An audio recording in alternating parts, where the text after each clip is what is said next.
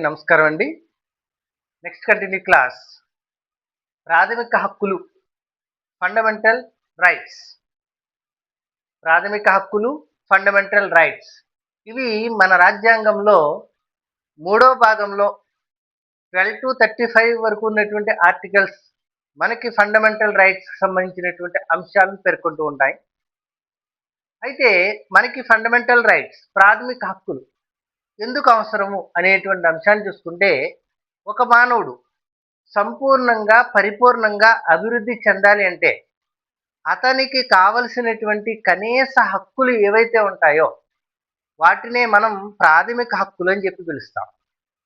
ఒక మానవుడు సంపూర్ణంగా, పరిపూర్ణంగా అభివృద్ధి చెందాలి అంటే అతనికి అవసరమైనటువంటి కనీస హక్కులు ఏవైతే ఉంటాయో వాటిని ప్రాథమిక హక్కులు అని చెప్పి పిలుస్తాం. వీటిని గురించి ప్రముఖ రాజనీతి శాస్త్రవేత్త హెచ్జే లాస్కీ అనేటువంటి రాజనీతి శాస్త్రవేత్త తన అభిప్రాయాన్ని తెలపడం జరిగింది. ఒక రాజ్యం యొక్క లక్షణం లేదా స్వభావం అది తన రాజ్యంలో ప్రజలకు అందించేటువంటి హక్కులను బట్టి తెలుస్తుంది అని చెప్పి చెప్పడం జరిగింది. ఎవరు? హెచ్జే లాస్కీ అనేటువంటి ఒక రాజనీతి శాస్త్రవేత్త. ఒక రాజ్యము యొక్క లక్షణము అది ప్రజలకు అందించేటువంటి హక్కులను బట్టి తెలుస్తుంది. ఒక రాజ్యము యొక్క స్వభావము అది ప్రజలకు అందించేటువంటి హక్కులను బట్టి తెలుస్తుంది అని హెచ్జే లాస్కీ గారు చెప్పడం అనేటువంటి జరిగింది. అంటే దాని అర్థం ఏంటి అంటే, హక్కులు ఉంటేనే మనిషి పరిపూర్ణంగా అభివృద్ధి చెందుతారు అనేటువంటి అంశాన్ని ఇక్కడ మనం గుర్తించాలి. అయితే హక్కులు ఎక్కడ ఉంటాయి అని చూస్తే, హక్కులు కేవలం ప్రజాస్వామ్య రాజ్యాల్లో మాత్రమే హక్కులు అనుభవించేటువంటి అవకాశం ఉంటుంది. ఇతర రాజ్యాల్లో అవకాశం ఉండదు. కేవలం ప్రజాస్వామ్య రాజ్యాల్లో మాత్రమే హక్కులను అనుభవించవచ్చు. అంటే మనకి సామ్యవాద రాజ్యాల్లో కానీ, కమ్యూనిస్టు రాజ్యంలో కానీ, నియంతృత్వ రాజ్యాల్లో కానీ మనకి నివసించేటువంటి ప్రజలకు హక్కులు ఉండవు. కేవలము విధులు మాత్రమే ఉంటాయి. సామ్యవాద, కమ్యూనిస్టు, నియంతృత్వ రాజ్యాలలో ఉండేటువంటి వారికి హక్కులు ఉండవు, కేవలం విధులు మాత్రమే ఉంటాయి. ఈ అంశాన్ని గుర్తించండి. ప్రజాస్వామ్య రాజ్యంలో మాత్రమే హక్కులు ఉంటాయి, అనుభవించవచ్చు. అయితే మన రాజ్యాంగ నిర్మాతలకు ఇంత అద్భుతమైనటువంటి ఈ ప్రాథమిక హక్కులను రూపొందించడంలో, రాజ్యాంగంలో ప్రేరణ పొందినటువంటి ఇతర దేశాల రాజ్యాంగాలు ఏవి అనేటువంటి అంశాన్ని చూస్తే, అమెరికా రాజ్యాంగం నుండి బిల్ ఆఫ్ రైట్స్ ప్రేరణ పొందడం జరిగింది. బ్రిటిష్ రాజ్యాంగం నుండి మాగ్నా కార్టా నుండి ప్రేరణ పొందడం జరిగింది. యుఎన్ఓ మానవ హక్కుల ప్రకటన, హ్యూమన్ రైట్స్ డిక్లరేషన్ 1948 డిసెంబర్ 10న విడుదల చేసినటువంటి మానవ హక్కుల ప్రకటన అనేటువంటి దాని నుండి కూడా మనకి ఈ ప్రాథమిక హక్కులను రాజ్యాంగంలో రూపొందించుకునేటువంటి దానికి ప్రేరణ పొందడం అనేటువంటి జరిగింది. అంటే మనకి అమెరికా రాజ్యాంగం బిల్ ఆఫ్ రైట్స్, బ్రిటిష్ రాజ్యాంగం మాగ్నా కార్టా, యుఎన్ఓ విడుదల చేసినటువంటి మానవ హక్కుల ప్రకటన 1948 డిసెంబర్ 10, హ్యూమన్ రైట్స్ డిక్లరేషన్, ఈ అంశాలన్నీ కూడా మన రాజ్యాంగ నిర్మాతలకు ప్రాథమిక హక్కులను రూపొందించేటువంటి క్రమంలో ప్రేరణ పొందిన అంశాలుగా మనం గమనించాలి. అదేవిధంగా సుప్రీంకోర్టు మాజీ న్యాయమూర్తి గారైనటువంటి పతంజలి శాస్త్రి గారి అభిప్రాయంలో ప్రాథమిక హక్కులు ఇతర సాధారణ చట్టాల కంటే కూడా సర్వోన్నతమైనవి అని చెప్తూ, ఇవి కేంద్ర రాష్ట్ర ప్రభుత్వాల యొక్క నిరపేక్ష అధికారాన్ని అడ్డుకొని ప్రజాస్వామ్యానికి రక్షణ కవచం వలె పనిచేస్తాయి అని చెప్పడం జరిగింది. సుప్రీంకోర్టు మాజీ న్యాయమూర్తి గారు పతంజలి శాస్త్రి గారి అభిప్రాయంలో ప్రాథమిక హక్కులు ఇతర సాధారణ చట్టాల కంటే కూడా సర్వోన్నతమైనవి. ఇవి కేంద్ర రాష్ట్ర ప్రభుత్వాలు నిరపేక్ష అధికారాన్ని అడ్డుకునే రక్షణ కవచంలాగా పనిచేస్తాయి ప్రజాస్వామ్యానికి అని చెప్పి చెప్పడం అనేటువంటిది జరుగుతుంది. ఈ అంశాలన్నీ కూడా గుర్తించండి. ఓకే, ప్రాథమిక హక్కులు జాతీయోద్యమ కాలంలో వాటి గురించి జరిగినటువంటి పోరాటం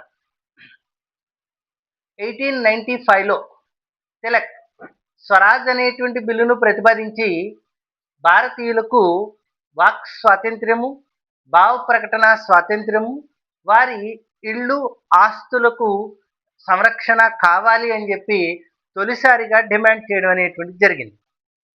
1895లో తిలక్ స్వరాజ్ అనే బిల్లును ప్రతిపాదించి భారతీయులకు వాక్ స్వాతంత్ర్యం, భావ ప్రకటన స్వాతంత్ర్యం, వారి ఇళ్ళు, ఆస్తులకు సంరక్షణ కావాలి అని తొలిసారిగా డిమాండ్ చేయడం జరిగింది. ఇక రెండవది 1925లో అనిబిసెంట్ కామన్వెల్త్ ఆఫ్ ఇండియా అనే బిల్లును ప్రతిపాదించి ఆ బిల్లులో 1921 నాటి ఐరిష్ రిపబ్లిక్ అందించినటువంటి హక్కులు లాంటి హక్కులు భారతీయులకు కూడా ఇవ్వాలి అని చెప్పి ప్రతిపాదించడం అనేటువంటి జరిగింది. ఒకసారి 1925లో అనిబిసెంట్ కామన్వెల్త్ ఆఫ్ ఇండియా అనే బిల్లును ప్రతిపాదించి అందులో 1921 నాటి ఐరిష్ రిపబ్లిక్ అందించినటువంటి హక్కులు ఏవైతే ఉన్నాయో అలాంటి హక్కులను భారతీయులకు కూడా కల్పించాలి అని చెప్పి దీనిలో ప్రతిపాదించడం అనేటువంటిది జరిగింది. 1927లో ఇండియన్ నేషనల్ కాంగ్రెస్ సమావేశం మద్రాసులో జరిగినప్పుడు ఆ సమావేశంలో భవిష్యత్ రాజ్యాంగానికి ప్రాథమిక హక్కులు ప్రాతిపదిక కావాలి అని చెప్పి ఆ యొక్క తీర్మానాన్ని విడుదల చేయడం జరిగింది.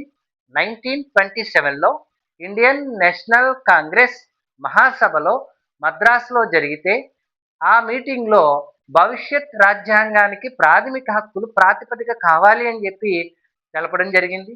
అదేవిధంగా 1928లో మోతీలాల్ నెహ్రూ ఒక రిపోర్ట్ ఇచ్చారు. ఆ రిపోర్ట్లో దేశంలో వివిధ కులాల వారు ఉన్నారు, వివిధ మతాల వారు ఉన్నారు, వివిధ వర్గాల వారు ఉన్నారు, వివిధ ప్రాంతాల వారు ఉన్నారు. వీరందరూ కూడా శాంతియుత సహజీవనం చెయ్యాలి అంటే ఖచ్చితంగా వారికి ప్రాథమిక హక్కులు ఇవ్వాల్సిందే అని చెప్పి డిమాండ్ చేయడం జరిగింది.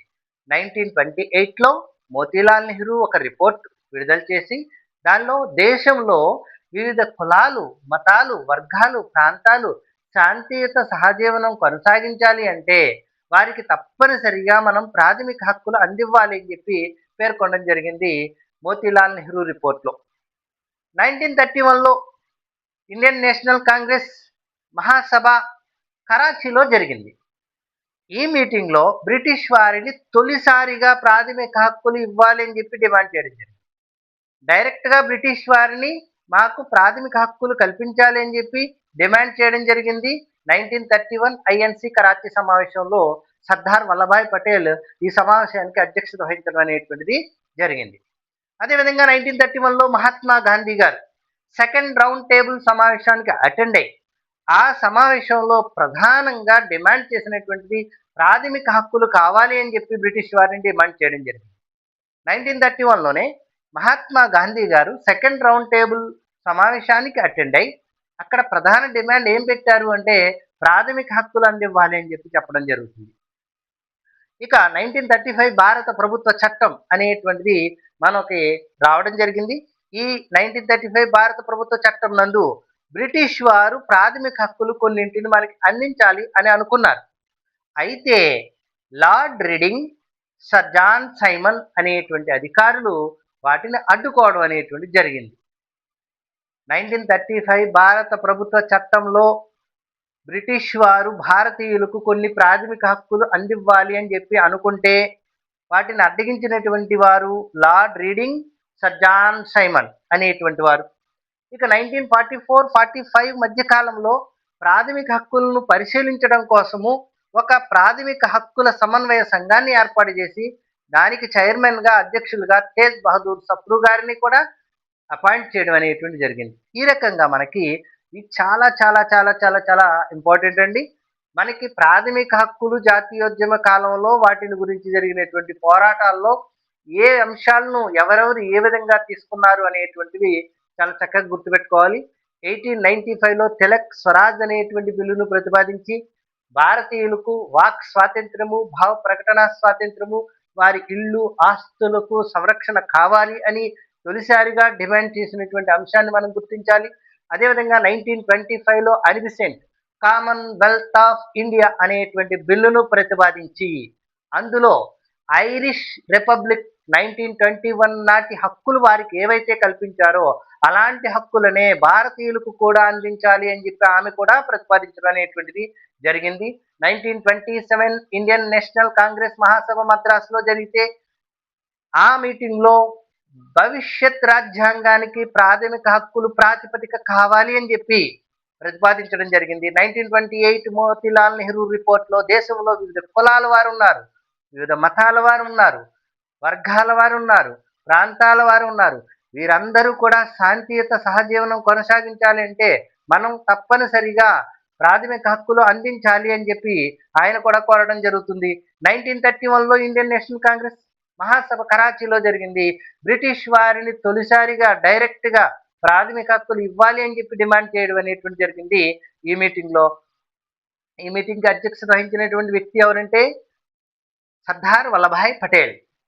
ఇక 1931లోనే మహాత్మా గాంధీ గారు సెకండ్ రౌండ్ టేబుల్ సమావేశానికి అటెండ్ అయ్యి ఆ మీటింగ్లో ప్రధానంగా ఆయన ప్రాథమిక హక్కులు అందివ్వాలి అని చెప్పి డిమాండ్ చేయడం అనేటువంటి జరుగుతుంది.